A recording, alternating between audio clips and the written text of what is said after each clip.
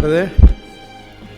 Vamos a comenzar el acto de conmemoración del Día de la Constitución, que lógicamente es difícil hacerlo coincidir con la fecha real por la serie de puentes y lo complicado que es, y entonces lo que hacemos es o atrasarlo o adelantarlo.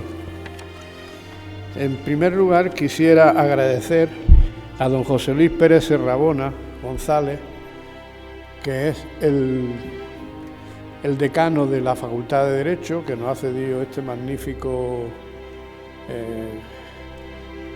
centro o paraninfo, que fue ya, me parece, si no me recuerdo mal, fue paraninfo de la Universidad de Granada en su momento, y que ahora pues ha quedado en la Facultad de Derecho. Y por tanto también lamentar que no pueda estar con nosotros y excusarlo, porque tiene otro acto también que coincidente con el nuestro, y bueno, ahí le daban una encomienda a su padre, y claro, estaba ligado, estaba a estar allí. Ilustrísimo señor, excelentísimo señor don José Manuel de la Esperanza Martín Patiño, teniente general jefe del MADOS, que hace poco estuvimos en la asunción de su cargo, en la toma de posesión. Excelentísimo señor don José Luis Valverde López, socio de honor del Club de la Constitución. Aunque todavía no te hemos dado el diploma materialmente, pero ya te consideras el nombramiento está, ¿no? Excelentísima señora doña María de Teresa Pajés Jiménez, presidenta de la Unión del Consejo Social de la Universidad de Granada. Ilustrísimo señor don Francisco Manuel García Sánchez, coronel jefe de la Guardia Civil. Bienvenido, Francisco. Ilustrísimo señor don José Miguel Amaya Tebar, comisario principal jefe superior de Policía. Excelentísimo señor don Andrés Ollero Tasara, magistrado emérito del Tribunal Constitucional. Ilustrísimo señor don José Rogelio Muñoz Oya, miembro del Club de la Constitución y de su Junta de Gobierno. Señoras y señores, señor presidente del Consejo Social del Ayuntamiento de Granada, Javier de Teresa, que nos alegra muchísimo verte aquí, autoridades, socios y miembros de la Junta Directiva del Club, señoras y señores. Para este comienzo del acto, en primer lugar, vamos a empezar con la lectura del acuerdo en donde nombramos a nuestros socios de honor. Sí, brevemente deciros que para mí es un honor presidir este acto, porque el más solemne del Club de la Constitución, y en defensa y recordando la Constitución española, que aquella generación de españoles del 78 fueron capaces de dejar su ideología, sus sentimientos y hacer el acuerdo más importante que se ha hecho a lo largo de la historia de España, puesto que fue una Constitución que no solamente se hizo por consenso, por unos grandes diputados que asistían entonces a nuestro primer Parlamento, y que sobre todo fue votada por la inmensa mayoría de los españoles, y curiosamente tuvieron más votos en algunas zonas donde ahora parece que se le ha olvidado parcialmente el voto que en su momento hicieron. Por tanto, comencemos nuestro acto y le doy la palabra al secretario, don Manuel Morales, para que dé lectura al acta de nombramiento de nuestros socios de honor. Muchas gracias por su asistencia. Sí, muchas gracias, presidente. La Asamblea General de esta asociación, en reunión celebrada el día 27 de septiembre del año 2022, a propuesta de la Junta de Gobierno, adoptó por unanimidad el siguiente acuerdo, cuyo tenor literal, según consta en el libro de actas, es el siguiente. En función de lo dispuesto en el artículo 9.4 de los Estatutos Sociales, la Asamblea General de Asociados acuerda por unanimidad el nombramiento como socio de honor del Club de la Constitución del excelentísimo señor don José Luis Valverde López, galardón que se le concede en reconocimiento al papel relevante desempeñado durante su etapa política como miembro del Parlamento Europeo y su labor académica y de investigación en la Universidad de Granada. Tareas en las que ha tenido un grado de importancia muy significativo la defensa de los valores que propugna la Constitución española de 1978. Ruego un aplauso a don José Luis.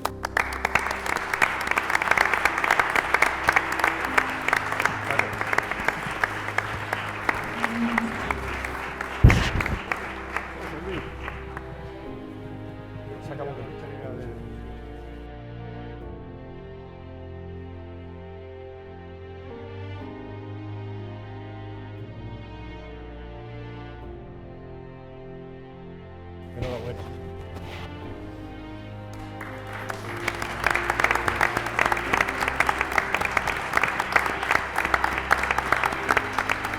Tienes la palabra. Excelentísimas autoridades,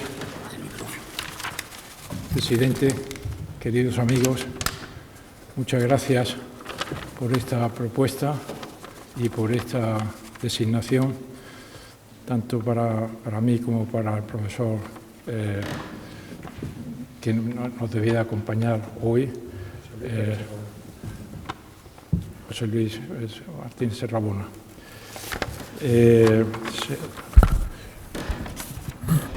Una distinción de un club que se caracteriza por recoger sensibilidades políticas, sociales, profesionales muy distintas y que mantiene viva el espíritu de la Constitución del 78 en una sociedad como la actual, bastante dividida y donde la contextualización de los hechos se han tergiversado bastante y lo que ha sido hasta hace relativamente poco tiempo una verdad aceptada sociológicamente por la gran mayoría de españoles, pues se está poniendo en duda, se está debilitando, se está intentando tergiversar el espíritu y estos centros como el Club de la Constitución durante años han mantenido y mantiene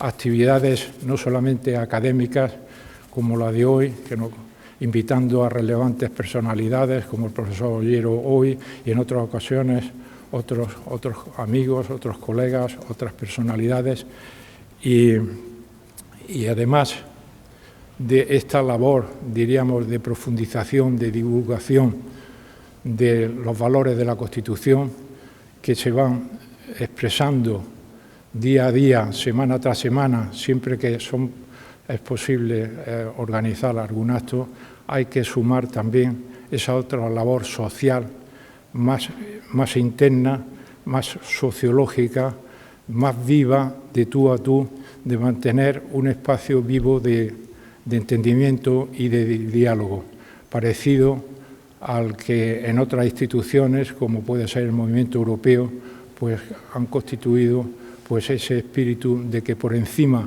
de las diferencias políticas o de otro tipo que pueda existir entre los ciudadanos, une una idea fuerza, en este caso la Constitución, en el caso de la Unión Europea, los tratados constitucionales.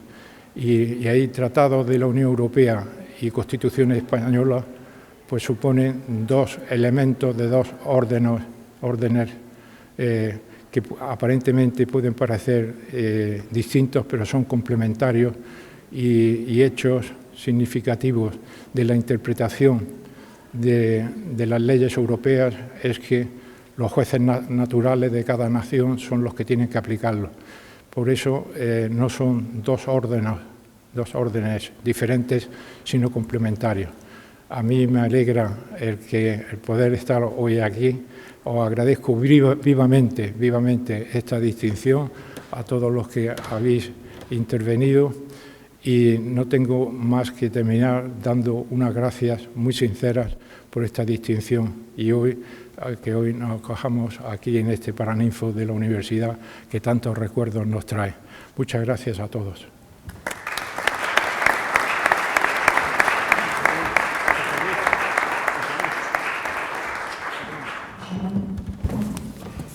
Nos falta a nuestro socio de honor ponerle el emblema del Club de la Constitución. Espero que te guste. Bueno, es muy brillante. Muy bonito. Muy brillante. Y esto, bueno, pues presidente, muchísimas gracias. Gracias.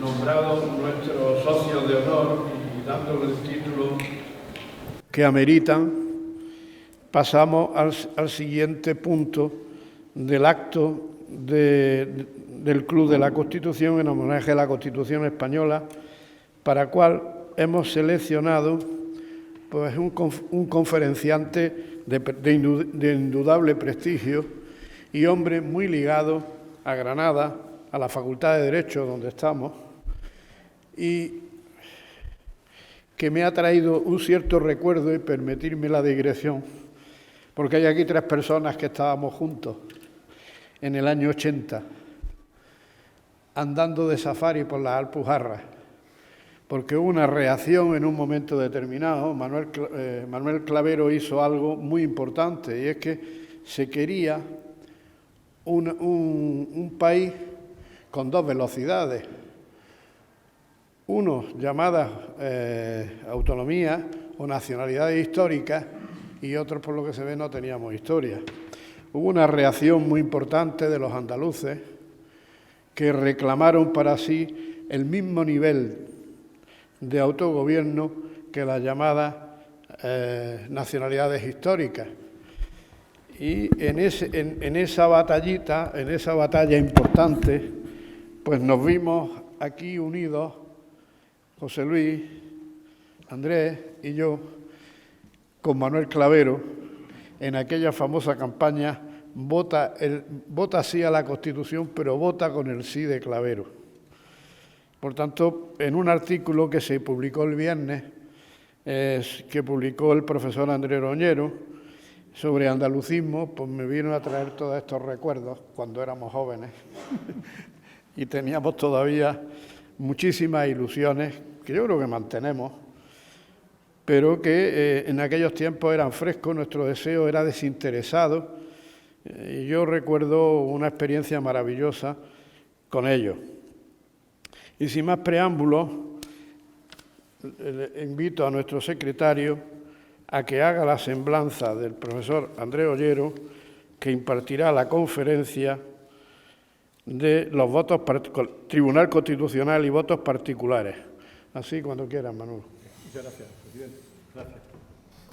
Es para mí un enorme honor, parte de un magnífico placer, estimado don Andrés, porque fue mi profesor en esta facultad de Derecho, y la asignatura suya de Filosofía del Derecho me dio buena nota, afortunadamente, lo cual hago con mayor placer todavía la semblanza del excelentísimo señor don Andrés Ollero Tazara, que nació en Sevilla el 15 de mayo del año 1944. Estudió Derecho en la Universidad de Sevilla, que tras un curso en la Universidad de Barcelona finalizará en la de Murcia con premio extraordinario de licenciatura. En 1965 realiza con una beca de la Fundación Oriol Urquijo los cursos monográficos de doctorado en la Universidad de Granada, en la que transcurrirá durante 34 años su actividad docente e investigadora. En el año 1982 se presenta por primera vez, junto con otros 11 candidatos, a un concurso oposición para plazas de profesor agregado de la universidad, tras el cual será propuesto con el número 1. En el año 1983 es nombrado, tras concurso de acceso, catedrático de Filosofía del Derecho de la Universidad de Cádiz. La entrada en vigor de la Ley de Reforma Universitaria, antes de que transcurriera el plazo de toma de posesión, le permite hacerlo de plaza similar en la Universidad de Granada. Entre sus actividades académicas, sociales y de representación, cabría destacar que durante años participó activamente en órganos de gobierno universitario, siendo por elección de sus compañeros miembro del claustro universitario y de la Junta de Gobierno de la Universidad de Granada. El 1 de octubre de 2003 abandona por propia iniciativa su escaño parlamentario para dedicarse de nuevo en exclusiva a tareas universitarias. El 4 de noviembre de 1999 había tomado posesión de la Cátedra de Filosofía del Derecho de la Universidad Rey Juan Carlos, en la que continúa sus tareas de investigación y docencia. Ha publicado 33 libros. Muestra en ellos su preocupación por el pensamiento filosófico contemporáneo, centrando sus líneas principales de investigación en la fundamentación de los derechos humanos y en la protección de los mismos. Aparte de los editados en España, han visto la luz otros libros suyos en Alemania, Francia, Italia y México. De la interacción mutua entre la tarea como magistrado del Tribunal Constitucional y su continua disponibilidad para participar en actividades académicas, da cuenta sobre todo su libro Filosofía del Derecho y Constitución, así como otros trabajos. Sus 157 trabajos de investigación se han ido plasmando, además de en sus libros, en numerosas publicaciones científicas. Cuenta igualmente con otras más de 60 publicaciones de carácter divulgativo o enmarcadas en un contexto predominantemente político o confesional. Ha realizado igualmente numerosas traducciones de textos de su especialidad, sobre todo del alemán y el italiano. Ha pronunciado hasta la fecha más de 900 conferencias sobre problemas filosóficos jurídicos o relacionados con la universidad y el sistema educativo en 121 ciudades, 36 de ellas en 13 países extranjeros. Es colaborador habitual de varios diarios y revistas nacionales. Fue elegido diputado al Congreso por Granada desde la tercera a la séptima legislatura, desde el año 1986 hasta el año 2003, lo que no le impidió mantener su actividad universitaria tanto docente, impartió todos los años seminarios de jurisprudencia constitucional, como investigadora. En 4 de esas legislaturas fue miembro y portavoz de la Comisión de Educación del Congreso de los Diputados, en 3 de ellas como portavoz de su grupo parlamentario. En las 2 últimas fue portavoz en la Comisión de Justicia, también estrechamente relacionada con su dedicación académica. Fue igualmente portavoz parlamentario en la Comisión Mixta Congreso-Senado sobre Investigación y Desarrollo. Abandonó por propia voluntad su escaño el día 1 de octubre de 2003 para dedicarse en exclusiva a la universidad. A propuesta del Congreso de los Diputados, fue miembro de la Junta Electoral Central durante la siguiente octava legislatura. En julio de 2012 fue elegido por 3/5 del Congreso de los Diputados magistrado del Tribunal Constitucional. Finalizado su mandato de 9 años, fue elegido secretario general del Instituto de España por los directores y presidentes de las 10 reales academias que lo integran. Ha recibido la Gran Cruz de Oro a la Orden de Alfonso X el Sabio, la Cruz de Honor de la Orden de San Raimundo de Peñafort y la Medalla al Mérito Constitucional, así como la Cruz de Oficial de Mérito por la República de Austria.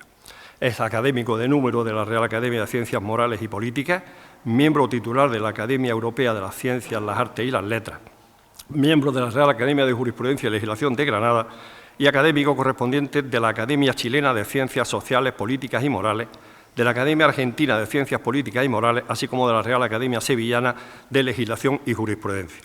Investido doctor honoris causa por la Universidad de Alba Julia, de Rumanía, es Premio Humanidades de Granada Costa, es socio honorario de la Asociación Española de Farmacia Social, medalla de plata de la Universidad de Granada concedida en 1994 y con motivo de su jubilación en 2014 la Universidad Rey Juan Carlos le concedió su medalla de honor.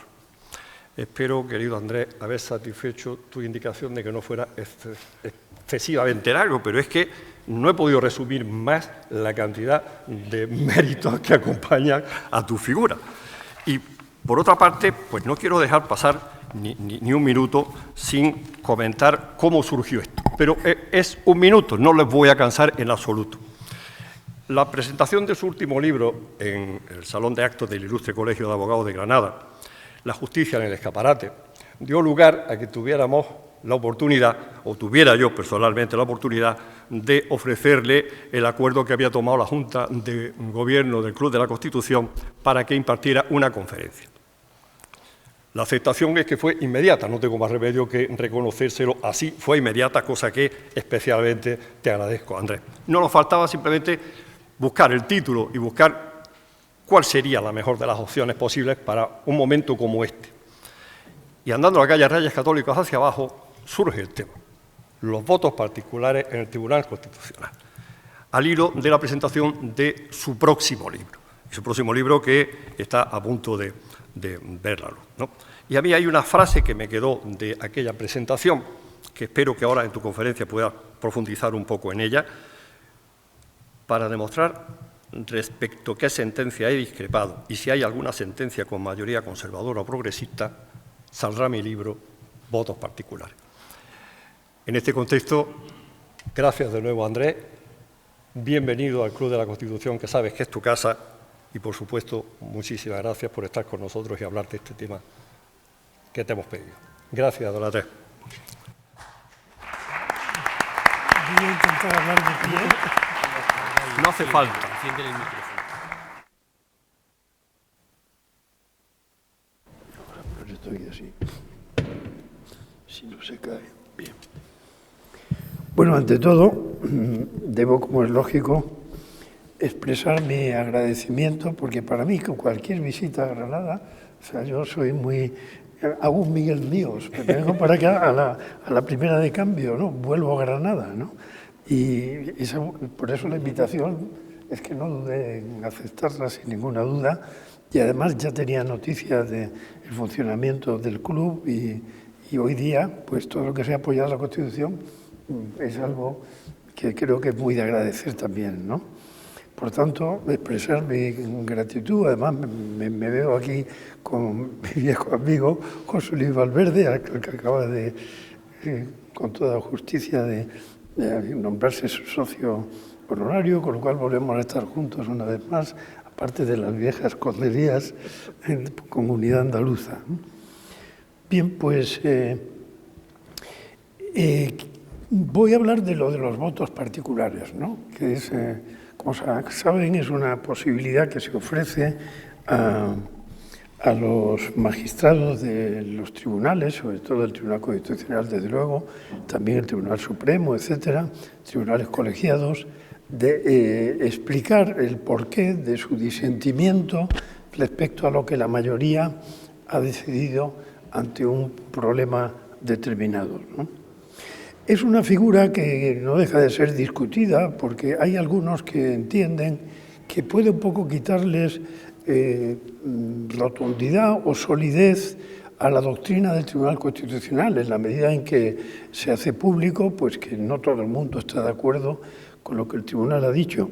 Pero yo creo que eso realmente no tiene tanta importancia porque, entre otras cosas, en los 9 años que yo he estado en el Tribunal Constitucional han sido nada menos que 1.410 las sentencias que han sido aprobadas por unanimidad. O sea que esa solidez de la doctrina me parece que no está en modo alguno en riesgo, ¿no? Y veamos un lío con esto del teléfono bastante considerable, pero vamos a ver si consigo.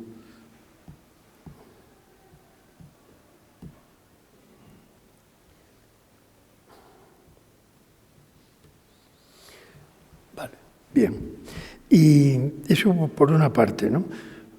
Mientras que, sin embargo, pues sentencias en las que ha habido votos particulares han sido en esos mismos 9 años 442, o sea, una tercera parte solo en relación a las unánimes, ¿no? La verdad es que de esas 442, dividida entre los 12 magistrados, a mí me había tocado 37, y la verdad es que se ve que le he cogido el gusto yo a lo de la discrepancia, porque han sido 69 las que yo he presentado realmente, o sea que no me he conformado con el proslateo y he ido bastante más allá, ¿no? Entre otras cosas porque creo que es una manera de dejar clara la independencia de los magistrados, ¿no? Sobre todo cuando los medios de comunicación están todos los días pues distinguiéndolos entre conservadores y progresistas según el partido que los propuso en su día, con lo cual te cuelgan una escarapela y ya estás todo el tiempo pues más o menos identificado, digan lo que diga y hagan lo que haga. Como entre otras cosas, lo de leerse las sentencias es una heroicidad que solamente practica al que no tiene más remedio, pues no llegan tampoco los medios de comunicación a entrar en materia, ¿no? Yo, por ejemplo, una de las sentencias de las que he sido ponente, pues fue la de la amnistía fiscal, que era fruto de una ley, como he sabido, que había llevado a cabo un antiguo vecino de Escaño, Cristóbal Montoro. Estuvimos juntos durante una legislatura, escaño con escaño, y por tanto para mí pues no fue muy agradable el declarar la inconstitucionalidad de aquella ley, y además conseguir, por no poco esfuerzo, pues que hubiera unanimidad en la aprobación, ¿no? De todas maneras, recuerdo que el periódico El País, a propósito de una sentencia del Tribunal de la Unión Europea, pues citó uno de los pasajes de esa sentencia de la que yo he sido ponente, un poco duro, ¿no? con el gobierno del Partido Popular, y lo resaltó allí sin citarme, y desde luego no me indultó como conservador. Yo seguí siendo conservador para El País y para ese tipo de periódico, del que soy, por cierto, lector cotidiano, pues hiciera lo que hiciera y dijera lo que dijera. Por otra parte, quizás ahí también jugaba mi experiencia como parlamentario, porque en el Parlamento hay un trámite que es el de explicación del voto. De manera que un grupo parlamentario que no haya presentado enmiendas, sin embargo, tiene siempre la oportunidad, que suele aprovechar, para explicar qué es lo que opina sobre la ley en cuestión, ¿no? Bien, hay otra cuestión que esa ya es más discutida y hace que a mí los votos particulares me gusten menos. Y es que, curiosamente, los votos particulares tienen un cierto morbo, ¿no? Entonces, los medios de comunicación nunca hablan del ponente de la sentencia, que es el que ha trabajado más, evidentemente, ha tenido que redactarla, ayudado por sus letrados, y ha tenido que convencer al resto de los magistrados para que haya una mayoría que la sustente, ¿no? Y nunca se dice quién es el ponente de la sentencia. Sin embargo, sí que se explica con detalles quiénes han presentado votos particulares. ¿Se oye bien o no? Hay un cierto ruido de fondo. Vale, de acuerdo. Entonces, vamos, y esto pasa incluso en las revistas de la especialidad, que normalmente tienen un apartado que comenta la jurisprudencia constitucional, apartado que suelen hacer los propios letrados del Tribunal Constitucional, suelen encargarse de realizar eso y hacen lo mismo, solamente hablan de los votos particulares, de los ponentes no hablan nunca. Entonces, como he sido ponente bastantes veces, pues eso ya me resulta menos simpático, diríamos, ¿no? Yo creo que es bueno que a través de esos votos particulares pues haya una transparencia que, entre otras cosas, rompe con esa obsesión mediática de presentar como si fuera un derbi, ¿no? Las sentencias de los tribunales colegiados como si estuvieran divididos en dos grupos según quien los propuso, ¿no? Yo aquí en la contraportada del libro, porque el libro acaba ya de ver la luz, pues aquí digo que el autor es consciente de que más de un ciudadano está convencido de que los magistrados del Tribunal Constitucional reciben periódicamente instrucciones sobre qué tienen que hacer con las cosas que tienen entre manos, ¿no? Por parte del partido que los propuso. A mí personalmente, no sé si tuve la suerte, pero solo me llamaron una vez por teléfono para decirme que habían aceptado el veto que Rubalcaba me ponía para ser presidente del tribunal, que me tocaba serlo, porque ahí hay unas normas no escritas según las cuales me tocaba a mí, ¿no? Pero, en fin, yo la verdad es que tampoco que eso me haya supuesto ningún trauma, ¿no? Pero, en fin, eso es algo significativo también, ¿no? De ahí que, si yo he publicado esto, no es porque piense que mis votos particulares sean una cosa del otro mundo, ¿no? Hombre, procuro hacerlos de manera legible, lo cual tiene ya su esfuerzo, porque la verdad es que las sentencias del Constitucional es duro leerlas, o sea, no son precisamente fruto de una exquisitez literaria, ¿no? Es un asunto, son reiterativas, cansinas, etcétera. Y, bueno, incluso algún toque irónico pues tienen de vez en cuando, ¿no? Sobre todo cuando el tema se presta, ¿no? Por ejemplo, el voto particular a la ley balear sobre las corridas de toros, pues la verdad es que disfruté mucho haciéndolo, procurando ridiculizar las maravillas que se les habían ocurrido para hacer una especie de desfile que lo mismo se podía haber hecho con jirafas o con perros que con toros, ¿no? Porque solo podía haber 3 toros y no se le podía tocar al toro, por supuesto.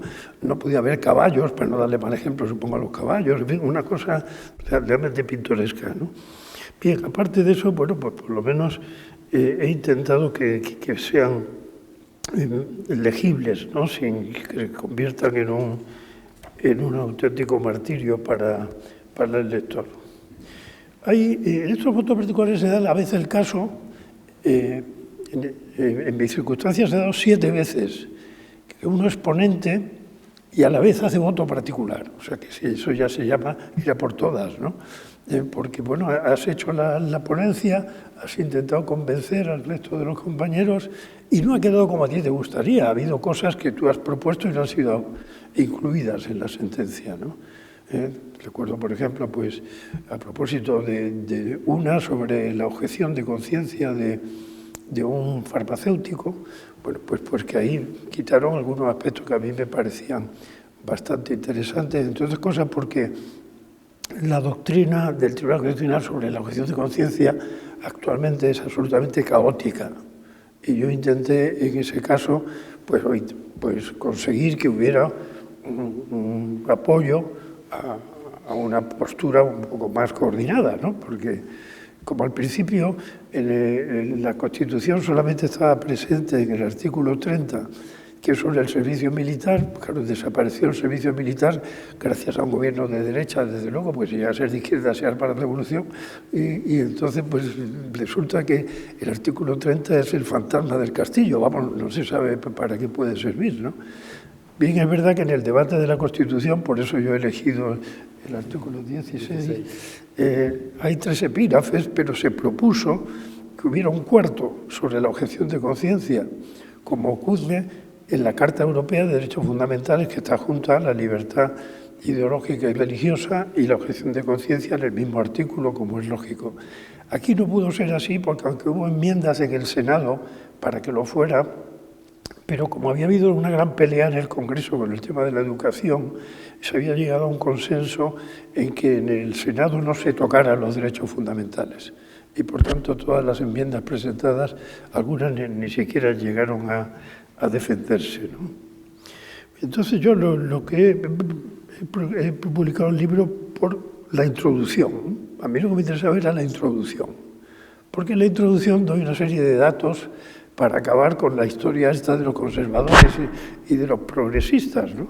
Por otra parte, a mí no me preocupa que me llamen conservador, como es lógico, porque, entre otras cosas, mi paisano Antonio Machado, en un libro que para mí es un libro de cabecera, del Juan de Mairena, pues se pregunta Juan de Mairena, conservadores, y dice, hombre, depende de lo que se vaya a conservar, porque si es como aquel que en vez de conservar la salud quería conservar la sarna, pues evidentemente no me parece muy lógico, ¿no?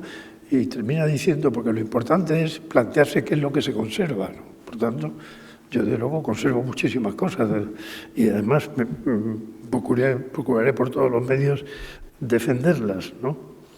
Bien, pues esa posibilidad de que el propio ponente sea a la vez votante particular me parece que tiene su gracia también, ¿no?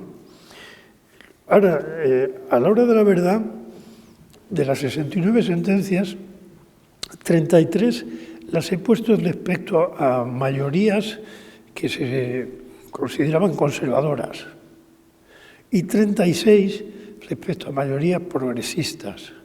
Con lo cual es casi un empate técnico, o sea que en ese sentido he quedado bastante bien, me parece, que conste que no he ido contando a ver cómo iba el asunto de unas y otras, sino que al final lo que sí he hecho ha sido incluso un cuadro final, voto por voto, explicando cómo los demás han colaborado o no han colaborado con la sentencia, etcétera, ¿no?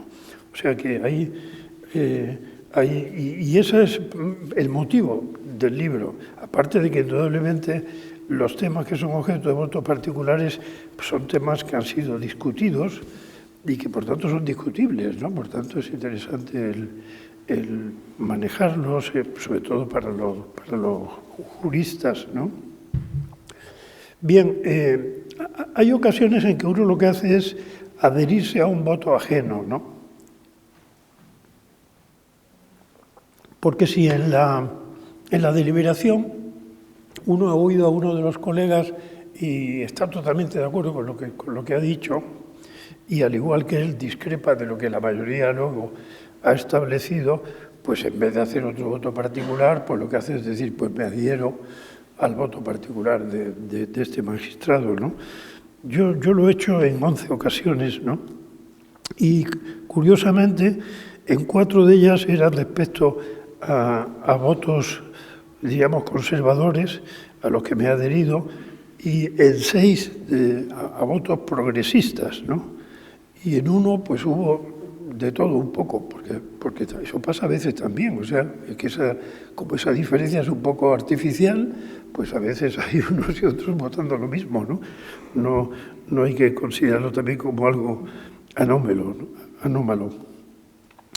Bien, igualmente, esas adhesiones a los votos ajenos, pues yo he tenido en 2 ocasiones, o sea que me he quedado solo muchas veces, en 2 ocasiones se han adherido a mi voto presuntos conservadores y en 3 presuntos progresistas. O sea que he procurado hacer toda esa contabilidad para luchar contra esta manía de que ahí, por lo visto, ya está todo el pescado vendido antes de que se empiece a trabajar el asunto.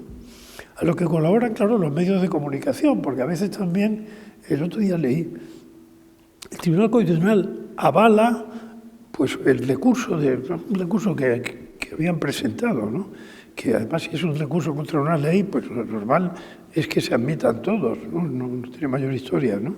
Pero claro, avalar, ¿no? Simplemente se había presentado el recurso y se había admitido a trámite, ¿no? Eso es igual que un alumno se puede matricular, pero no es lo mismo matricularse que sacar matrícula de honor, ¿no? Hay que esperar un poco, ¿no? A llegar al resultado, pues igual, o sea, no se puede decir que el tribunal avala algo porque lo ha admitido simplemente, lo cual quiere decir que lo va a estudiar y ya veremos cuál puede ser el resultado, ¿no? Luego, pues,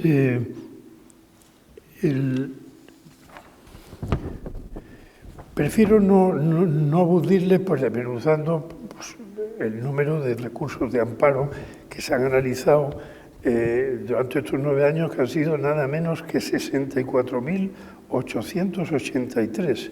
Ahora, lo grave no es eso, el trabajo que tiene analizar decenas de miles de recursos, sino que a la hora de la verdad se han admitido a trámite 1.020. O sea que es un esfuerzo, o sea, de 64.000 a 1.000, pues ahí hay 63.000 pues que han sido admitidos y que al final es un trabajo en balde, ¿no? Se ha intentado eso modificando la ley y exigiendo una especial trascendencia constitucional para que se admita un recurso de amparo, pero en fin,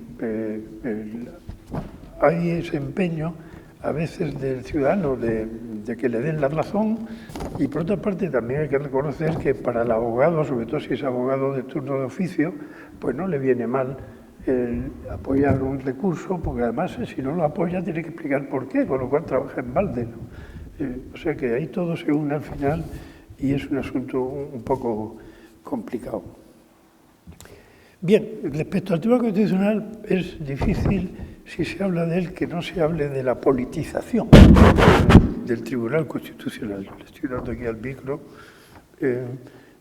Hay una politización, hombre, pues depende de lo que se entienda por política, ¿no?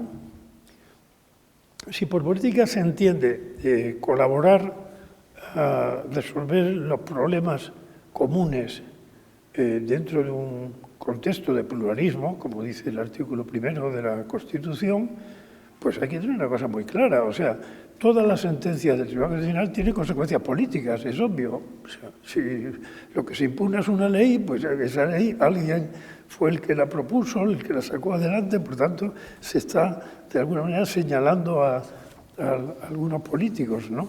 Y luego también, pues, si es un recurso de amparo, estamos en las mismas, porque si se entiende que se ha vulnerado un derecho fundamental, pues será también porque alguien, pues, ha vulnerado la Constitución, ¿no? Por tanto, y ese alguien, pues, puede que tenga un color político determinado, ¿no? Ahora, otra cosa, lo que pasa es que, claro, enseguida politización se entiende como vinculación a un partido. En ese sentido, vamos, yo he visto muchos magistrados con los que he coincidido, que de una manera clara, por ejemplo, Jiménez de Parga, bien conocido aquí, fue propuesto por el PSOE, llegó a ser presidente del Tribunal Constitucional y al final a nadie se le ocurría pensar que estaba diciendo lo que le interesaba al PSOE, porque no era verdad, vamos. Y eso mismo pues pasa con el profesor Aragón, del que yo más he aprendido en estos años, de la magistrada Encarnadoca, por ejemplo, que al final los periodistas no sabían ya si era progresista o no era progresista. Bueno, por otra parte, a mí me ha ayudado a ser independiente también. Por un lado, la escarapela, ¿no? Porque como yo era consciente de que todo el mundo pensaba que iba a hacer lo que me dijeran desde el partido, pues lógicamente eso me ha ayudado a procurar que eso no fuera realidad, ¿no? No necesariamente llevándole la contraria, que hubiera sido absurdo también, sino porque es que además una de mis peores experiencias en estos 9 años ha sido la aprobación por consenso, lo cual se puso en práctica con motivo de la sentencia sobre el procés en catalán. Entonces allí hubo alguien que definió lo del consenso como solucionar las cuestiones de un modo que todos quedáramos razonablemente insatisfechos. Y yo creo que conmigo se pasaron varios pueblos. Vamos, yo he tenido que firmar unas sentencias donde se decían auténticos disparates a mi modo de ver, ¿no? Por aquello de la unanimidad. Porque ahí se hizo incluso una comisión que coordinaba Conde Pumpido, donde se preparaba la sentencia, etcétera, procurando, pues eso, facilitar la unanimidad. Aunque luego ya posteriormente, a raíz de unas recusaciones que afectaron al propio Conde Pumpido, pues, le llevaron a abstenerse más que otra cosa, pues empezaron a haber votos particulares enseguida de ese sector, ¿no? Y en esa ocasión, pues yo me vi obligado a decir que el pueblo de Cataluña tenía derecho a decidir, pero que ese derecho a decidir no suponía autodeterminación, lo cual es lo que los técnicos llaman un oxímoron, ¿no? O sea, una contradicción en los propios términos. Si tiene derecho a decidir, tiene derecho a decidir, y si no lo tiene, no lo tiene, pero pues eso no le veo esa posibilidad de tener derecho a decidir, pero no autodeterminarse, ¿no? Y en segundo lugar, hay una doctrina que suscribo desde luego, que es la doctrina de que la Constitución española no tiene un modelo de democracia militante, como ocurre en otras, por ejemplo la alemana, en el sentido de que, por ejemplo, pues en Alemania no cabe que haya un partido comunista, o sea que hay ideologías vetadas, mientras que en España, pues un señor puede ser republicano, aunque la Constitución pues, sea de una monarquía parlamentaria, vamos, sin ningún problema. Sin ningún problema respecto a un señor. Ahora, lo que yo no entiendo es que un órgano que existe gracias a la propia Constitución pueda dedicarse a hacer decisiones según las cuales pasa de la Constitución y está dispuesto a quitársela de en medio, ¿no? O sea, yo creo que eso es un disparate también, ¿no? Pero bueno, ya digo, eso a mí me ha ayudado también a ser independiente y decir, bueno, vamos a ver, esto del consenso habrá que pensárselo más despacito, porque desde luego por ese procedimiento no me parece muy lógico, ¿no? En cuanto a la politización del tribunal, bueno, claro, el problema es que la Constitución dice lo que dice, ¿no? Y la Constitución, pues lo estamos viendo en estos días, pues dice que se cambia cada 3 años y que, por tanto, se cambian 4, ¿no? Y, claro, pues esto crea sus problemas. O sea, indudablemente, si los nombramientos son plurinominales, hay reparto, sobre todo cuando se exige un quórum de 3/5, ¿no? O sea que, indudablemente, eso se acaba repartiendo, ¿no? Por ejemplo, con el defensor del pueblo, que es uninominal, nunca hay problemas. Aznar se permitió el lujo incluso de nombrar a Mújica del PSOE. Bien, es verdad que aún está esperando que alguien haga lo mismo, pero en fin, lo hizo, ¿no? Pero claro, si los números son pares y tal, pues eso tiene difícil arreglo. Y sobre todo, cuando ya no hay arreglo alguno, y eso lo ha señalado el profesor Aragón, dada su experiencia allí además, entonces, si encima hay un pacto de que no haya vetos cruzados, entonces ya es que no es verdad eso de que te elijan 3/5. Te eligen 3 señores de un partido y 3 de otro, vamos. Porque los demás van a decir amén y se acabó, ¿no? O sea, no tiene nada que ver, ¿no? Entonces, hombre, el ideal sería, pero habría que cambiar la Constitución, que los nombramientos fueran uninominales y si, por ejemplo, como ha ocurrido, estando en el tribunal, yo he acudido 2 veces, si fallece un magistrado, pues elige otro y se acabó. Pero no para el tiempo que le quedaba, sino adelante, ¿no? Y ya se le contarán a él los 9 años, ¿no? O sea que eso facilitaría las cosas. Y no digamos nada si fuera como en los Estados Unidos, si el cargo fuera vitalicio, lo cual también viene bien en el sentido de que, claro, si hay un magistrado, como ha ocurrido a veces en el caso español, pues que ha sido elegido con 50 años, bueno, pues ese maestro va a estar hasta los 59 y luego tiene toda una vida por delante. Y claro, eso afecta a la independencia, ¿no? Porque las posibilidades con las que alguien vislumbre pues pueden estar un poco condicionadas, ¿no? Por otra parte, el que haya un cargo vitalicio no es ninguna cosa estrafalaria, porque lo hay en el caso español, aparte del rey, por supuesto, en el Consejo de Estado, que tiene menos relevancia que el Tribunal Constitucional, la Comisión Permanente Vitalicia. Mi antigua colega en el Congreso, María Teresa Fernández de la Vega, ha dimitido como presidenta para poder ser vitalicia como consejera. O sea que eso es algo que no es ninguna novedad, ¿no? Y podría ser interesante para facilitar esa despolitización. Desde luego, con lo que no estoy de acuerdo, y lo he oído alguna que otra vez, es con la idea esa de decir, no, el Tribunal Constitucional lo que hace falta es que desaparezca y que haya una sala en el Tribunal Supremo que se encargue de eso. Entre otras cosas, por una experiencia personal, y es que yo en el Tribunal Constitucional he aprendido mucho, ¿no? Porque allí cada uno de los suyos sabe mucho, y allí hay penalistas, administrativistas, civilistas, y eso es muy interesante, ¿no? Yo que además que me dedico a la filosofía del derecho, pues me ha venido muy bien, ¿no? Ahora, cuando han surgido temas de carácter parlamentario, que surgen muchos, resoluciones de las mesas de los parlamentos, recursos presentados por diputados o por concejales, por cómo han sido tratados y que consideran que han vulnerado su derecho fundamental, pues realmente ahí el que he tenido que un poco aleccionar a mis colegas he sido yo, porque es el que tenía experiencia de eso y muchos de ellos no tenían ni idea de cómo funciona una Cámara, ¿no?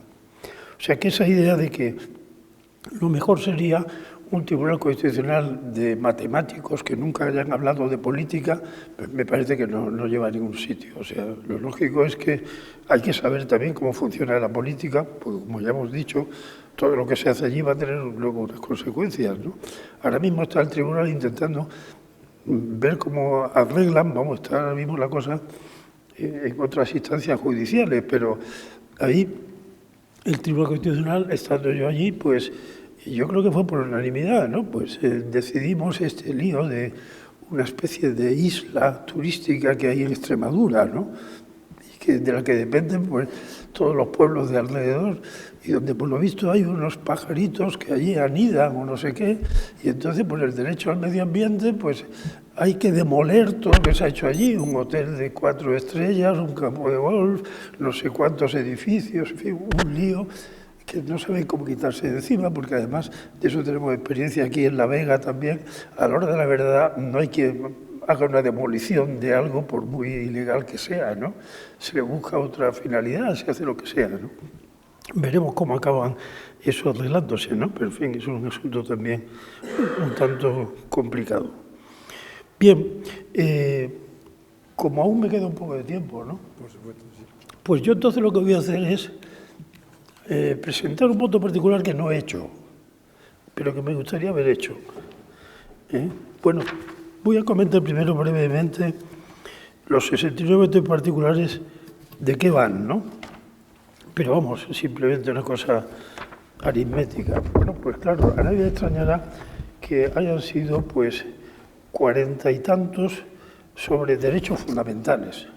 Pues claro, lógicamente, sobre todo por la vía del recurso de amparo, pues son los que van a entrar. Por ejemplo, 7 respecto a la igualdad, 3 respecto a la libertad ideológica y religiosa, 3 con otros 3 que los reiteran sobre protección de datos, libertad de expresión.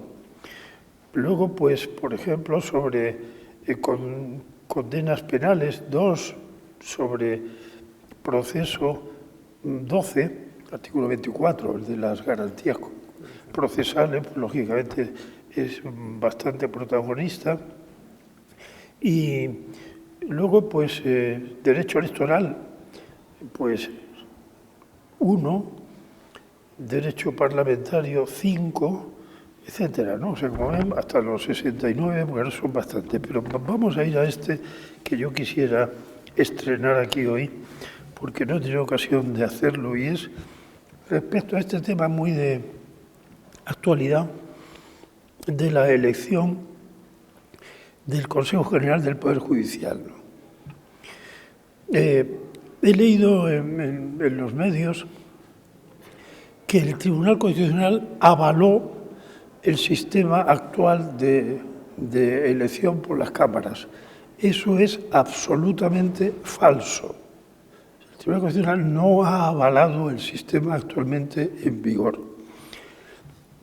En mi libro, La justicia en el escaparate, pues en el primero de sus capítulos, porque la primera parte de ese libro es una serie de artículos que he ido publicando y que tienen su fecha cada uno, ¿no?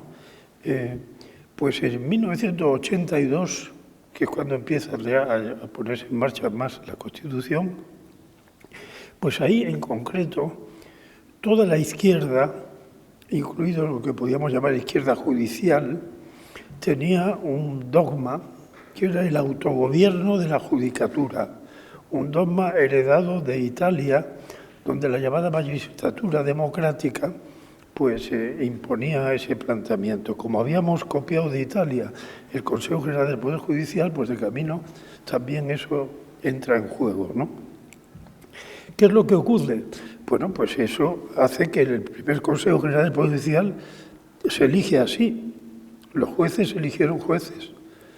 Claro, la Constitución dice que habrá 12 vocales del Consejo elegidos entre jueces y magistrados. Y entonces, claro, ahí juega el derecho, las palabras son mortales, o sea, no perdonan, ¿no? Entonces, como no dice elegidos por jueces y magistrados, sino entre jueces y magistrados, ahí vino el truco, ¿no? Pero lo curioso es que en el año 1985, gobernando, por tanto, en su primer gobierno, Felipe González, el gobierno socialista envía a las cámaras un proyecto de ley donde no solamente se dice que los jueces eligen a los jueces, sino que incluso dice cómo hay que hacer las papeletas. Porque la preocupación que había entonces era únicamente no discutir que lo eligieran los jueces, no lo discutía nadie, sino que la cuestión era evitar que los 12 fueran magistrados del Tribunal Supremo, sino que la papeleta obligaba a que hubiera jueces de diversos órganos judiciales y no necesariamente todos de la cúpula, diríamos, del Poder Judicial, ¿no? Ese era el sentido. Y entonces llega una enmienda del señor Vandrés de un partido mínimo y en la que dice que, hombre, que lo democrático es que sean las cámaras, porque las cámaras son la democracia, lo cual es una confusión entre partitocracia y democracia, ¿no? Porque yo, por ejemplo, como universitario, la verdad, no concebiría que el rector de mi universidad lo elijan las cámaras parlamentarias, por aquello de que eso es lo democrático. Pero esto no es lo democrático, no. Dice la Constitución, artículo 27.10, dice que las universidades son autónomas y el Tribunal Constitucional ha dicho que eso es un derecho fundamental de la universidad, ¿no? La autonomía. Bueno, pues si la universidad es autónoma y tiene, por tanto, que elegir a su rector, pues caramba, el Poder Judicial debe ser tan autónomo como la universidad, por lo menos, digo yo, o quizás más, ¿no? Y, por tanto, me parece muy lógico que por lo menos una mayoría de los miembros del Consejo pues sean elegidos por los jueces, vamos, me parece muy normal, ¿no?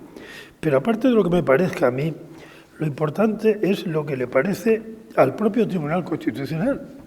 Y al propio Tribunal Constitucional le parece lo siguiente, porque claro, aquí han dicho que ha avalado el Tribunal esto porque el fallo de la sentencia, que comentaré al final, pues parece indicar eso. Pero es que los fallos de las sentencias de un tribunal, y sobre todo del Constitucional, si no se ponen en relación con la fundamentación previa, son ininteligibles, porque es una especie de asunto muy escueto que siempre remite a lo que se ha dicho con anterioridad, ¿no? Con anterioridad había dicho lo siguiente: la verdadera garantía de que el Consejo cumpla el papel que le ha sido asignado por la Constitución en defensa de la independencia judicial no consiste en que sea el órgano de autogobierno de los jueces. Esto es interesante. Esto lo dice en el 86, rompiendo ya un poco todo ese asunto que venía de antes.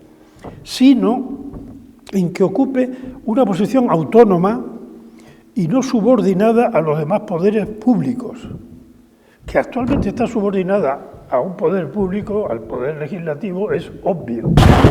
Que a su vez el poder legislativo acaba siendo el resultado de la proyección de los partidos, lo sabe todo el mundo, ¿no? Y por tanto, ahí no hay autonomía ninguna, ¿no? Luego decía que la composición del Consejo refleje el pluralismo existente en el seno de la sociedad y muy en especial en el seno del Poder Judicial, que esta finalidad se alcanza más fácilmente atribuyendo a los propios jueces y magistrados la facultad de elegir a 12 de los miembros del Consejo, es cosa que ofrece poca duda. No se puede decir más claro, vamos. Y luego dice que en caso contrario se corre el riesgo de frustrar la finalidad señalada por la norma constitucional si las cámaras, a la hora de efectuar su propuesta, olvidan el objetivo perseguido y, actuando con criterios admisibles en otros terrenos, pero no en este, atienden solo a la división de fuerzas existentes en su propio seno y distribuyen los puestos a cubrir entre los distintos partidos en proporción a la fuerza parlamentaria de estos. Es obvio que es lo que ocurre, vamos. Pero además, como ya he dicho antes, al ser como es por cuotas, pues es inevitable. La lógica del estado de partidos empuja a actuaciones de este género, pero esa misma lógica obliga a mantener al margen de la lucha de partidos ciertos ámbitos de poder y entre ellos y señaladamente el Poder Judicial. Si esto es avalar el sistema actual, desde luego que venga alguien y lo explique. ¿Qué es lo que pasó entonces? Que en el fallo, algunos de los que había allí, pues, hombre listo, pues se las ingenió para aplicar lo que se llama el principio de conservación de la norma, que es un principio, diríamos, de cortesía con el poder legislativo, en el sentido de que en caso de duda, pues lo que haya dicho el poder legislativo, que se conserve la norma, ¿no? Sí, bien, en este caso no parece que hubiera muchas dudas, ¿no? Y también pues hay un poco otra norma en el Tribunal Constitucional, y es que el Tribunal Constitucional no tiene una función preventiva. Por ejemplo, en el debate de la Constitución se llegó a plantear la posibilidad de que en un debate parlamentario, si surgía una propuesta y había duda en ese momento de si esa propuesta era o no constitucional, se pudiera eso enviar al Tribunal Constitucional para que dictaminara, y se rechazó, porque era meter al tribunal en la batalla política de lleno. Y entonces, en ese sentido, claro, habría que decir, claro, que es lo que dijo el fallo. El fallo dijo, esto, como ya hemos visto, existe este riesgo y eso hay que evitarlo. Pero como no necesariamente eso va a ocurrir, pues habrá que esperar, y si ocurre, pues eso será inconstitucional. ¿Qué ha ocurrido? Es obvio, pero vamos hasta la saciedad, ¿no? Y por tanto, yo he llegado a escribir que hay una constitucionalidad fáctica, o sea, de hecho, eso es inconstitucional.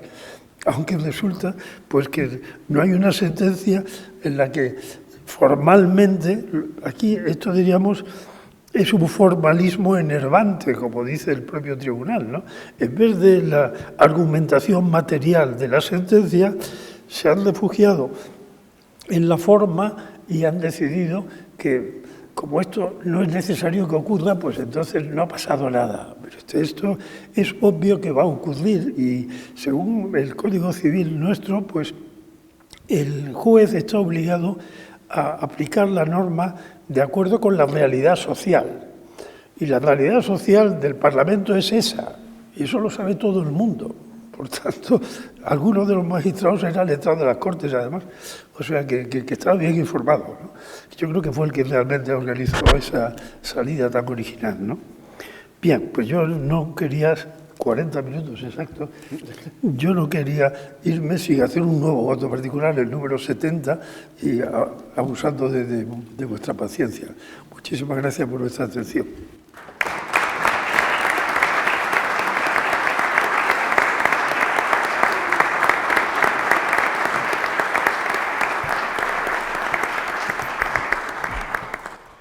Mi felicitación al profesor Andrés Ollero por la interesantísima conferencia y la verdad que se me sigue ocurriendo es cómo se resuelve esto a pesar de todo, ¿no?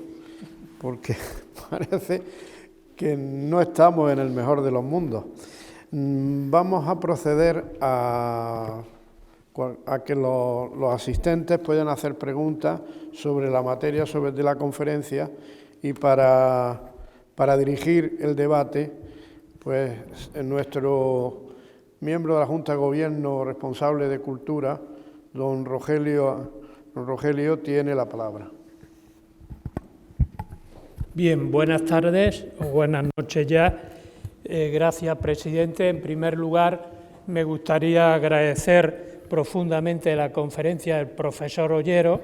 Permítanme que hable así porque el profesor Ollero fue profesor mío en quinto, en Filosofía del Derecho, hace ya algunos años, y tengo que decir públicamente que estábamos allí un grupo de gente que al principio, pues eso de la filosofía del derecho nos sonaba un poco raro, pero que los que nos hemos dedicado al ejercicio práctico del derecho, después nos hemos dado cuenta que sirve para muchas cosas y sobre todo sirve para entender principios generales del derecho que están en este momento bastante denostados, con lo cual inevitablemente vaya por delante mi agradecimiento al profesor Andrés Ollero y, cómo no, felicitarle por su magnífica exposición en el día de hoy, porque ha planteado de forma directa o de forma indirecta una serie de problemas, a veces muy técnicos, desde el punto de vista jurídico, pero también desde el punto de vista social. Yo, en principio, como ha dicho el señor presidente, mi única intervención aquí es dirigir el debate y, por consiguiente, tienen la palabra para intervenir o hacer cualquier tipo de pregunta, con el ruego de que las preguntas sean directas, que no sea una explicación y luego la pregunta, sino que sean preguntas de cualquier tipo, si entiende el profesor Ollero, que no tienen por qué ser o afectar al tema que nos trae hoy en cuestión. Tienen la palabra.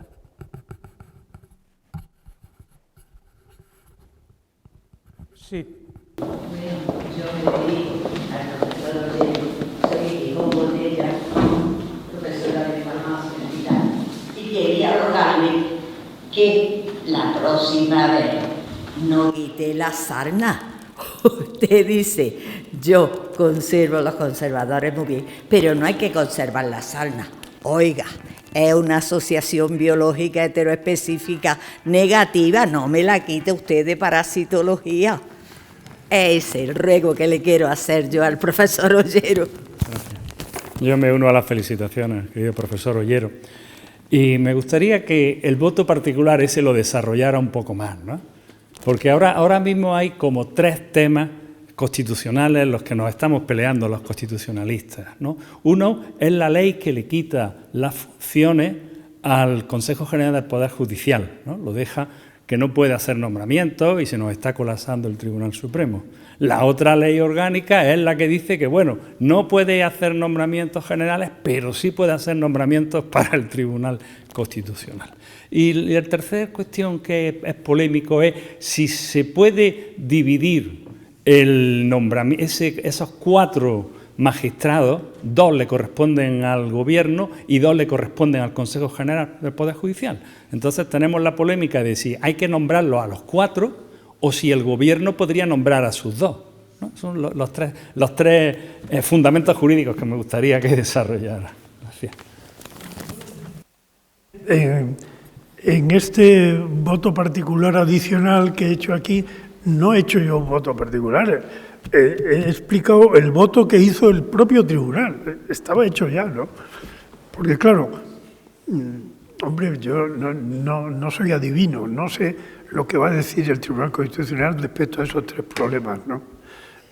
Lo que sí veo es que por el momento no está dispuesto a decir nada, ¿no? O sea que su actual presidente entiende que no es el momento adecuado.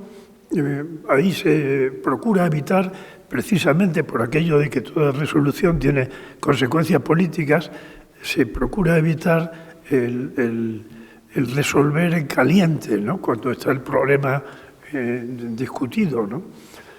Ahora, yo creo que, primero, es constitucional la limitación esta al Consejo General del Poder Judicial para resolver en funciones.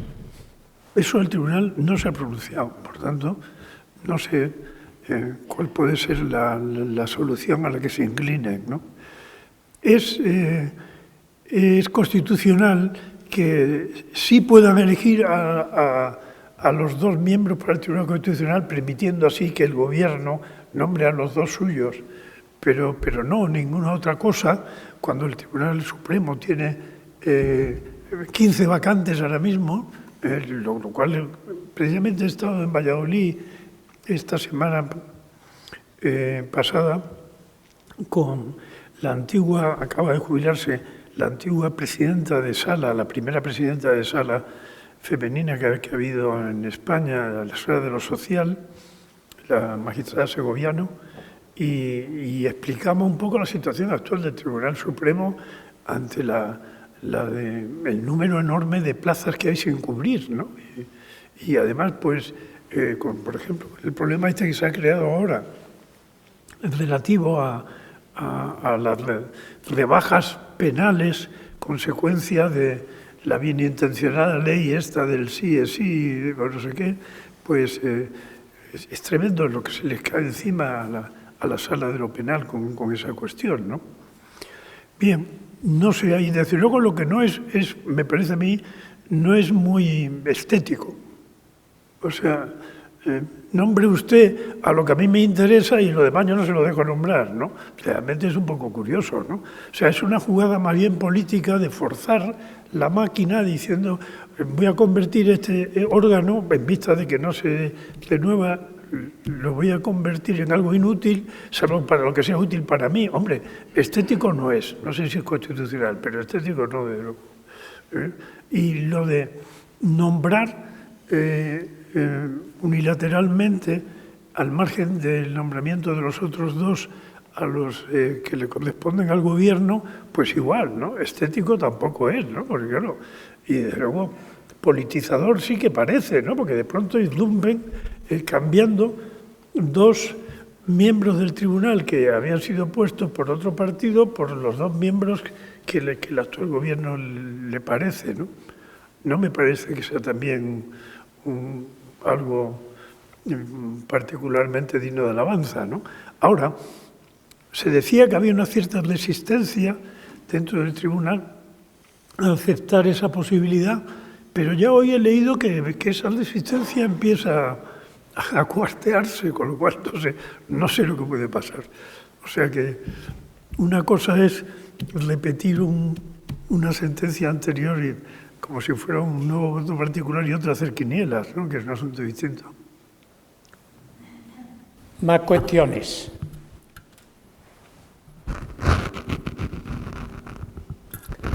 A mí me gustaría hacer una pregunta. ¿Qué incidencia, si se ha estudiado por parte del Tribunal o de los letrados del Tribunal Constitucional, tienen los votos particulares a la hora de iniciar una reforma o una renovación de doctrina unánime del Tribunal Constitucional?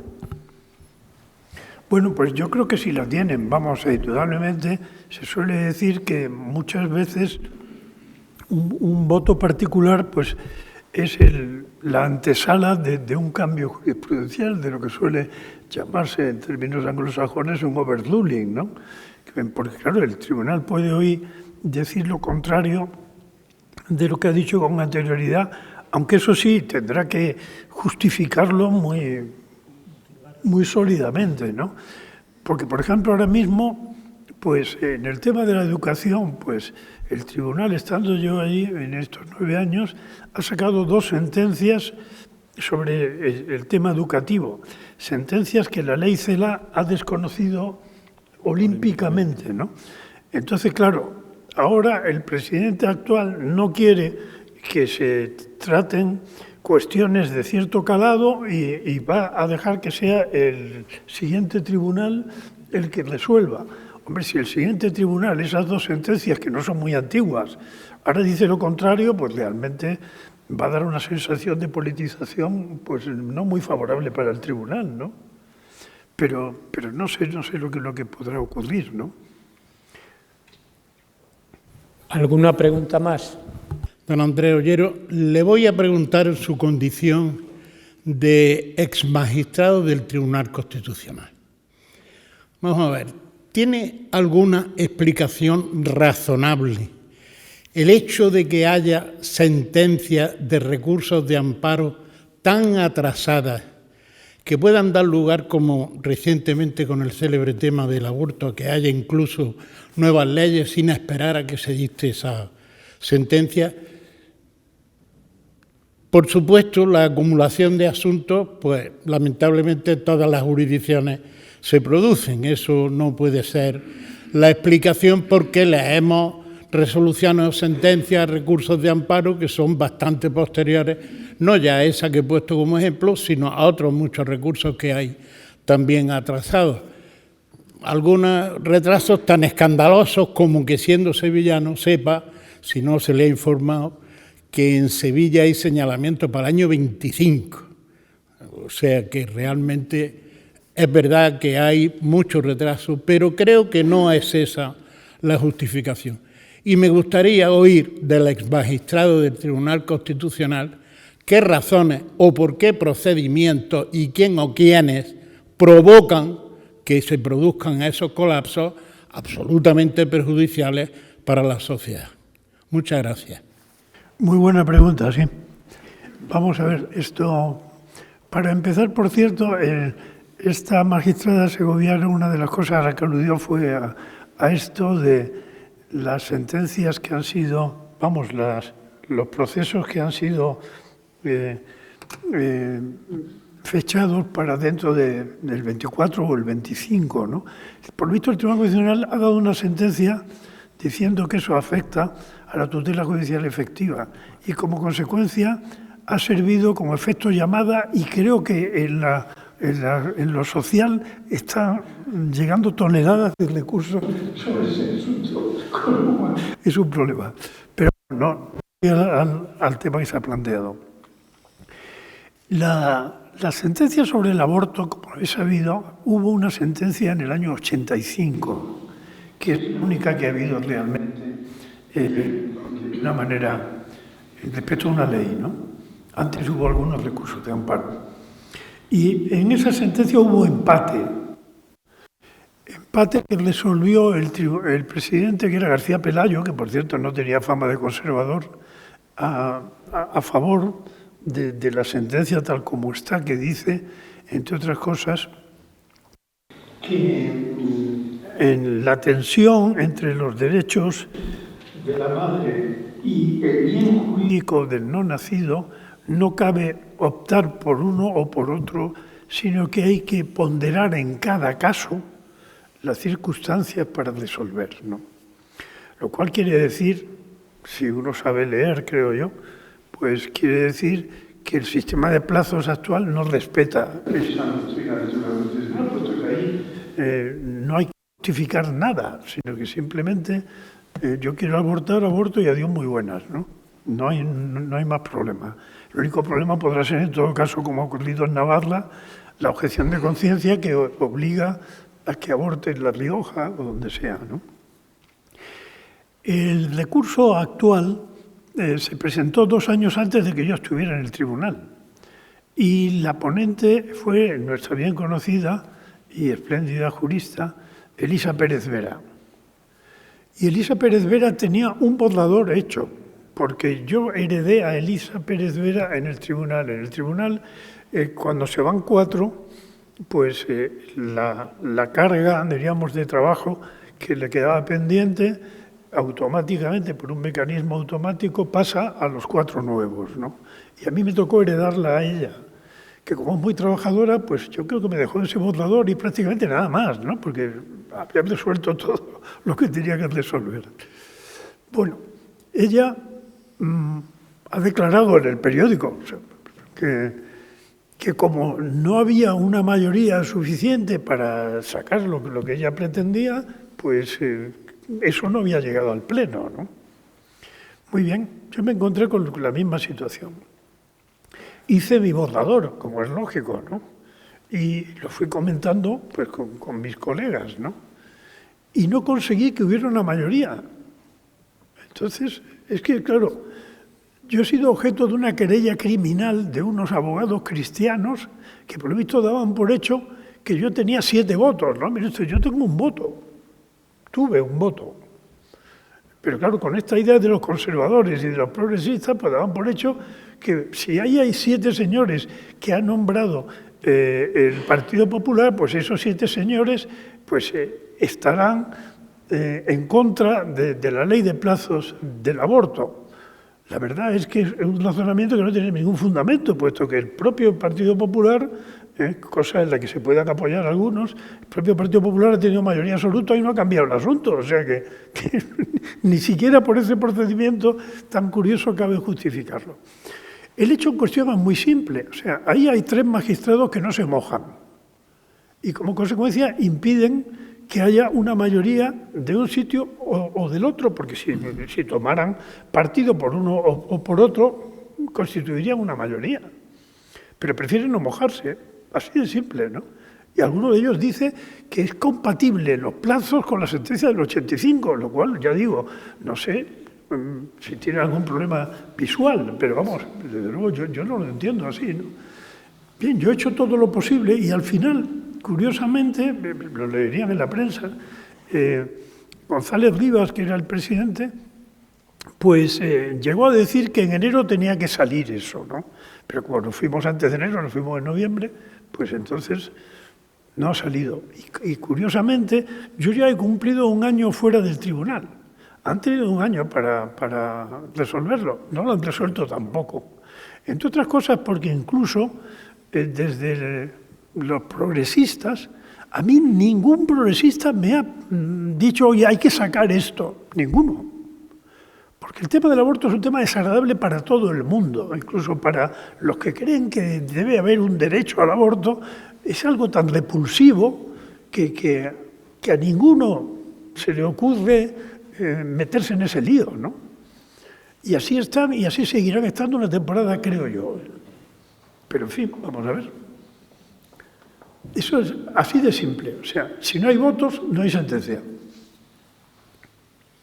Bien, ¿alguna cuestión más? Marisol, al fondo.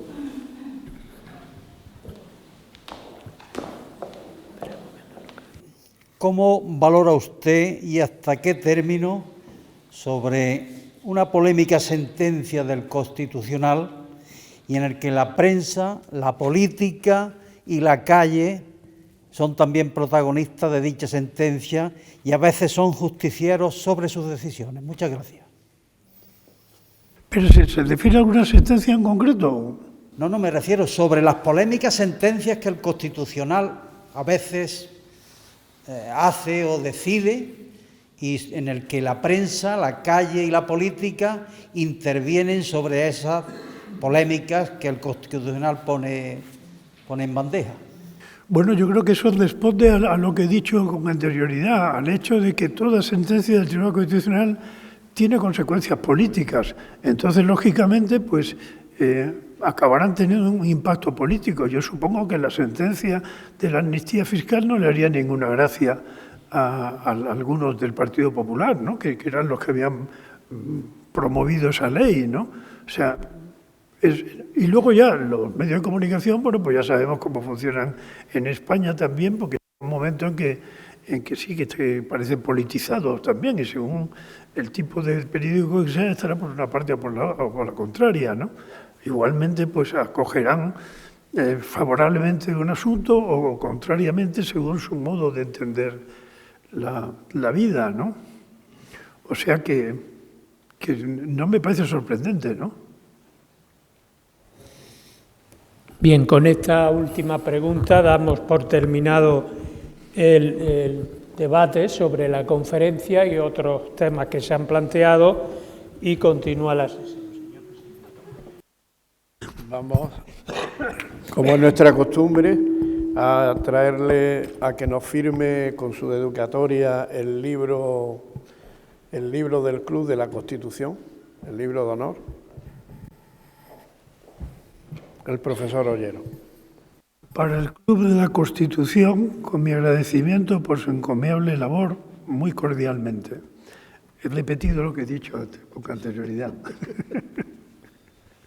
inmortalizándolo en el libro. Muy bien, muchas gracias.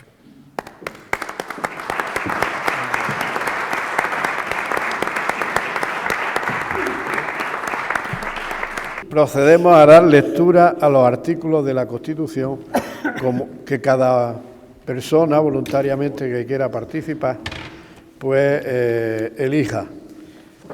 Esto es algo que es una tradición del club que venimos celebrando todos los aniversarios de la Constitución. Y en primer lugar invitamos, ahí te va a haber una sintonía, al excelentísimo señor don José Manuel de la Esperanza, teniente general del MADOS, para que lea su artículo. Por favor, mi teniente general.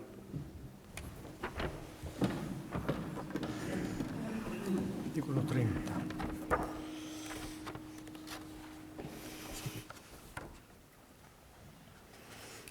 Voy a leer un artículo que ha sido brevemente comentado por el profesor Ollero, de paso, que es el artículo 30, que dice así: los españoles tienen el derecho y el deber de defender a España. La ley fijará las obligaciones militares de los españoles y regulará, con las debidas garantías, la objeción de conciencia, así como las demás causas de exención del servicio militar obligatorio, pudiendo imponer en su caso una prestación social sustitutoria. Podrá establecerse un servicio civil para el cumplimiento de fines de interés general.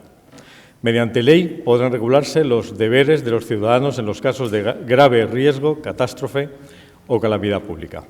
Si me permite un comentario corto, parece un artículo que ha perdido parte de su funcionalidad. De hecho, lo es, porque su punto 2, bueno, pues ya no hay servicio militar obligatorio. Sin embargo, da premonitorio de algo que había que hacer, en este caso con respecto a la mujer. Todos los españoles tienen el derecho y deber de defender a España. En aquellos tiempos no había posibilidad de hacerlo en ningún servicio militar y nada parecido para la mujer. Ahora la mujer está en filas del ejército y está incluso en las unidades de combate.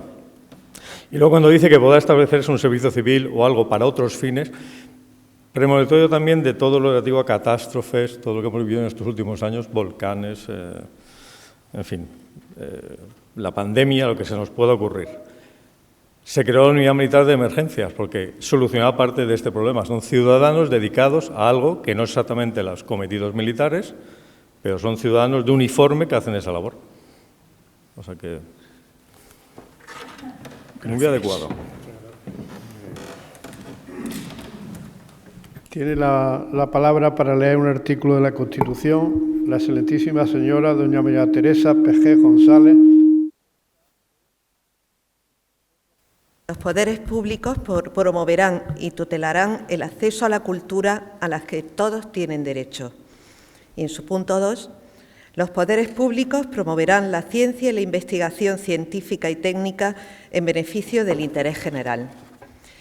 Y lo he elegido en relación con la universidad que hoy represento, y la importancia está muy ligada a la cultura y la investigación, y siempre recordamos que están al servicio de la sociedad. Muchas gracias.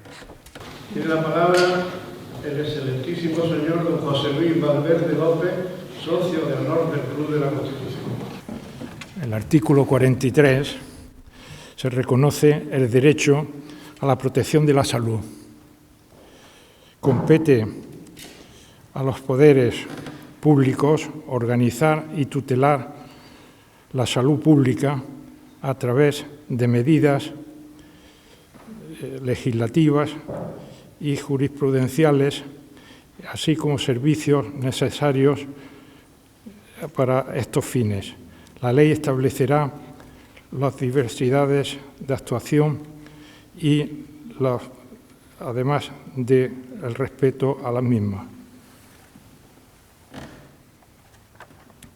Por último, el artículo 3, complemento del 43, corresponde a los poderes públicos fomentar la educación sanitaria, la educación física y el deporte, y asimismo facilitarán la adecuada utilización del ocio. Gracias. Tiene la palabra el ilustrísimo señor don Francisco Manuel García Sánchez, coronel jefe de la Comandancia de la Guardia Civil de Granada.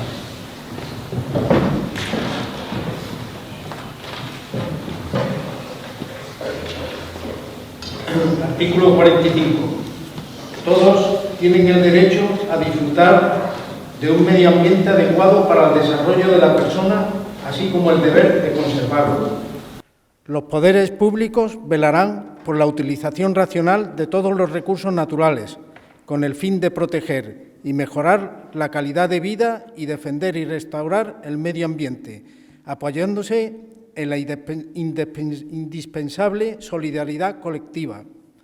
Para quienes violen lo dispuesto en el apartado anterior, en los términos que la ley fije, se establecerá sanciones penales o, en su caso, administrativas, así como la obligación de reparar el daño causado.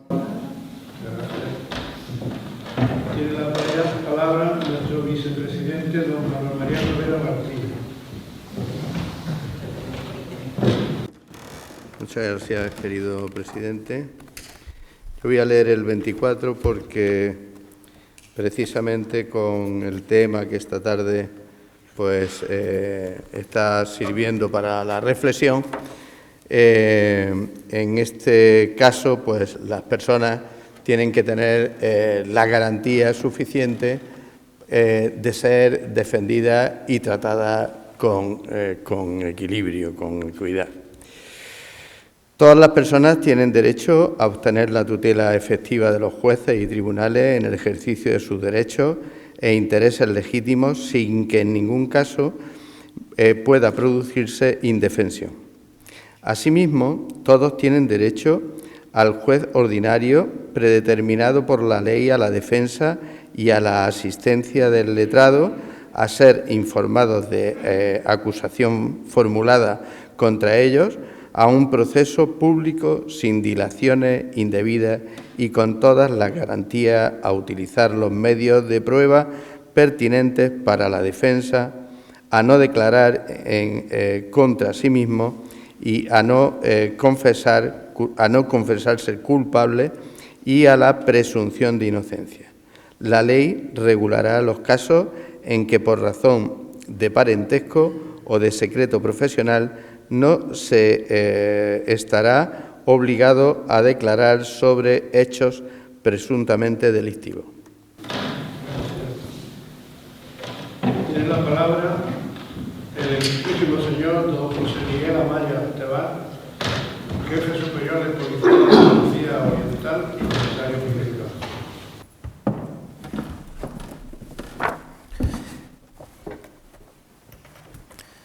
Buenas tardes. Voy a leer el artículo 104 que nos define y nos ampara a las fuerzas y cuerpos de seguridad.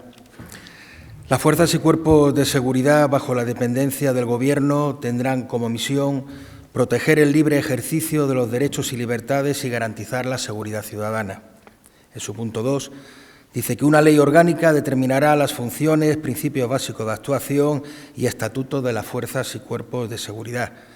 Esa ley orgánica es la Ley Orgánica 286 que define a las fuerzas y cuerpos de seguridad. Tiene la palabra el excelentísimo señor don Andrés Bolívar Tasar.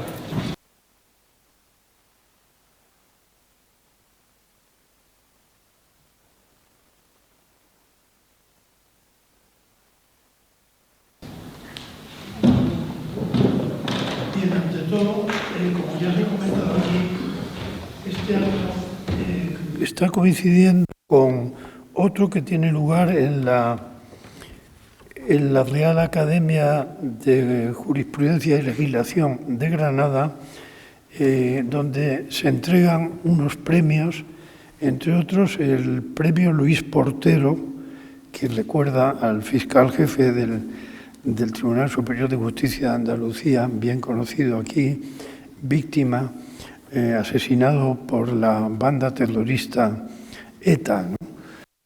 Además he tenido el placer de recordarlo a él formando parte del jurado de ese premio, y el presidente de la Real Academia me ha pedido como favor que lea este artículo, que sabía que se iba a producir esta lectura en representación de la propia Real Academia, porque ellos hubieran querido estar aquí hoy. Es el artículo 16 de la Constitución.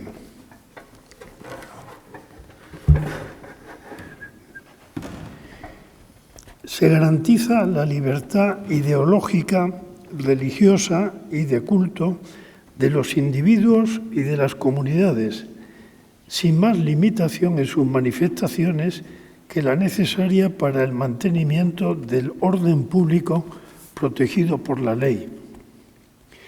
Nadie podrá ser obligado a declarar sobre su ideología, religión o creencias.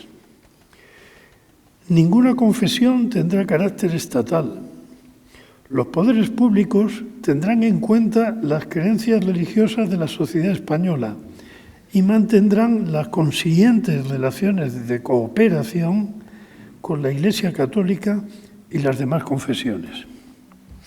Como ya dije antes, se había previsto un cuarto epígrafe sobre la objeción de conciencia que el Tribunal Constitucional ha dicho que es desarrollo de este artículo 16. Tiene la palabra don José Rogelio Muñoz Hoya, miembro de la Junta de Gobierno. Bien, buenas noches, voy a dar lectura al artículo 124, segundo, y en concreto ese artículo regula el nombramiento, funciones y principios informadores del Ministerio Fiscal, y en su artículo segundo establece concretamente las funciones del mismo y señala que el Ministerio Fiscal ejerce sus funciones por medio de órganos propios conforme a los principios de unidad, actuación y dependencia jerárquica, con sujeción en todo caso a los de legalidad e imparcialidad.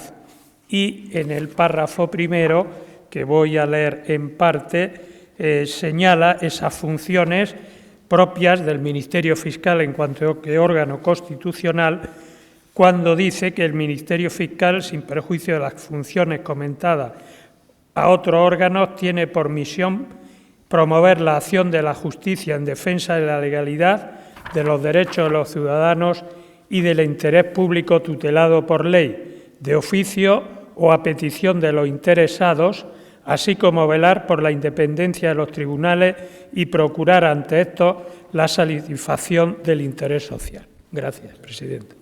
Tiene la palabra don Antonio Romero Romero, miembro de la Junta de Gobierno del Club de la Constitución.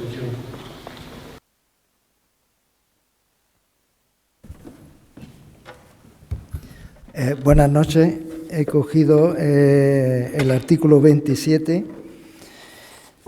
por el derecho que tenemos todos a la educación y a la libertad de enseñanza y, como ha apuntado el profesor Ollero, a la autonomía de la universidad. Primero, todos tienen el derecho a la educación. Se reconoce la libertad de enseñanza. Segundo, la educación tendrá por objeto al pleno desarrollo de la personalidad humana en el respeto a los principios democráticos de convivencia y a los derechos y libertades fundamentales. Tercero, los poderes públicos garantizan el derecho que asista a los padres para que sus hijos puedan recibir la formación religiosa y moral que esté de acuerdo con sus propias convicciones. 4. La enseñanza básica es obligatoria y gratuita. Quinto, los poderes públicos garantizan el derecho de todos a la educación mediante programación general de la enseñanza con participación efectiva de todos los sectores afectados y la creación de los centros docentes. Sexto, se reconoce a las personas físicas y jurídicas la libertad de creación de centros docentes dentro del respeto a los principios constitucionales. Séptimo, los profesores, los padres y, en su caso, los alumnos intervendrán en el control y gestión de todos los centros sostenidos por la Administración con fondos públicos, en los términos que la ley establezca. Octavo, los poderes públicos inspeccionarán y homologarán el sistema educativo para garantizar el cumplimiento de las leyes. Noveno, los poderes públicos ayudarán a los centros docentes que reúnan los requisitos que la ley establezca. Y décimo, se reconoce la autonomía de las universidades en los términos que la ley establezca. Gracias. Tiene la palabra don José Manuel Molina Galdeano, socio del Club de la Constitución. Yo he elegido el artículo 18,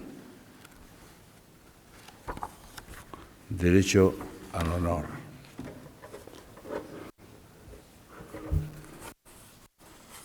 Primero, se garantiza el derecho al honor, a la intimidad personal y familiar y a la propia imagen. Segundo, el domicilio es inviolable. Ninguna entrada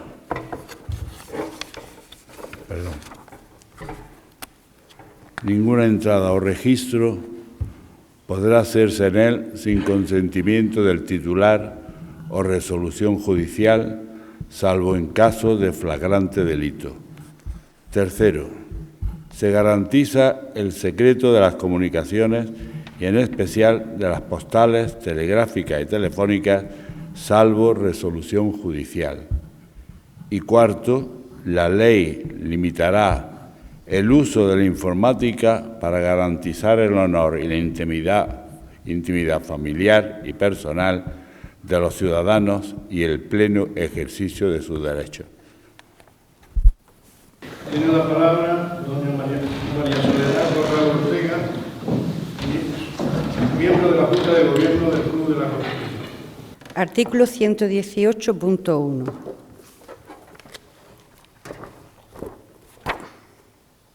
Es obligado cumplir las sentencias y demás resoluciones firmes de los jueces y tribunales, así como prestar la colaboración requerida por estos en el curso del proceso y en la ejecución de la resolución. Tiene la palabra don Miguel Ángel Medina, miembro de la Junta de Gobierno del Club de la Constitución. Voy a leer el apartado segundo del artículo 67 en referencia a determinadas votaciones de nuestro Congreso de los Diputados recientemente. Los miembros de las Cortes Generales no estarán ligados por mandato imperativo.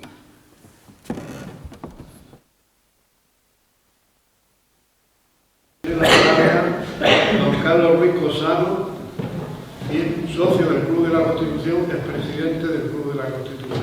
Señor presidente, y además estoy aquí por aceptar la invitación al Grupo Municipal del Partido Popular del Ayuntamiento de Granada. Yo voy a leer el artículo, a ver si consigo.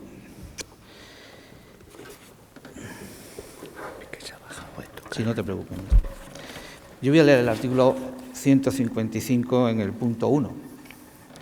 Y voy a leerlo porque creo que en estos momentos hay una decisión y una afrenta a la unidad de España, hay una afrenta a una decisión del Tribunal Supremo en función de lo que sucedió en el 2017 con la convocatoria de un referéndum anticonstitucional y todo lo que de aquello ha ido derivando, y sobre todo porque estamos asistiendo, desgraciadamente, y como miembro del Club de la Constitución y constitucionalista acérrimos, estamos atendiendo, desgraciadamente, a un ataque directo a nuestra Constitución, a un ataque directo del espíritu de la transición de 1978 y a un blanqueamiento a todas luces, o por lo menos desde mi punto de vista,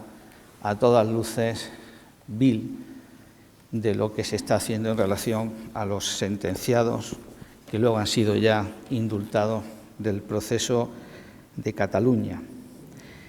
Dice así, artículo 155.1. Si una comunidad autónoma no cumpliere las obligaciones de la Constitución u otras leyes le impongan, o actuare de forma que atente gravemente al interés general de España, el Gobierno, previo requerimiento al presidente de la comunidad autónoma, y en el caso de no ser atendido, con la aprobación por mayoría absoluta del Senado, podrá adoptar las medidas necesarias para obligar a aquella al cumplimiento forzoso de dichas obligaciones o para la protección del mencionado interés general.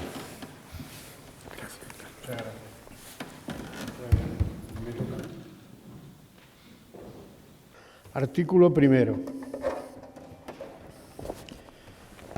España se constituye en un Estado social y democrático de derecho, que propugnará como valores superiores de su ordenamiento jurídico la libertad, la justicia, la igualdad y el pluralismo político. 2. La soberanía nacional reside en el pueblo español, del que emanan los poderes del Estado. 3. La forma política del Estado español es la monarquía parlamentaria. Y procede ya a entregar nuestro obsequio a don Andrés Ollero Tasara. Nos vamos afuera.